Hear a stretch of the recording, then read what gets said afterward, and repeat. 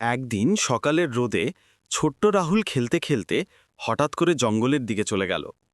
রাহুল ছিল খুবই অ্যাক্টিভ আর দুষ্টু। মাটিতে গড়াইমড়ি, গাছে ওঠা, পাখির পেছনে ছোটা, সবই তার খেলা। তার বড় বোন রিমি অনেক খুঁজেও রাহুলকে খুঁজে পেল না। সে কাঁদতে কাঁদতে জঙ্গলের ধারে বসে পড়ল। হঠাৎ আকাশ থেকে ঝলমলে আলোয় আবির্ভূত হল এক সুন্দরী পরী।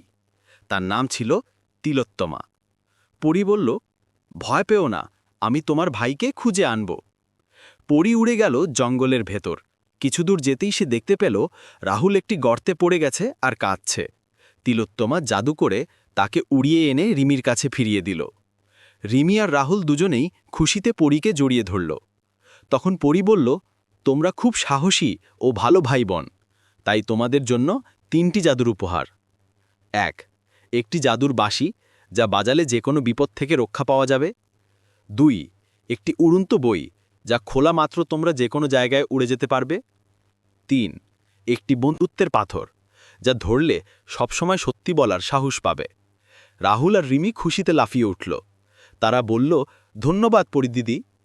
পরী হেসে বলল, ভালো থেকো আর সবসময় একে অপরের পাশে থেকো। তারপর সে উড়ে গেল আকাশে।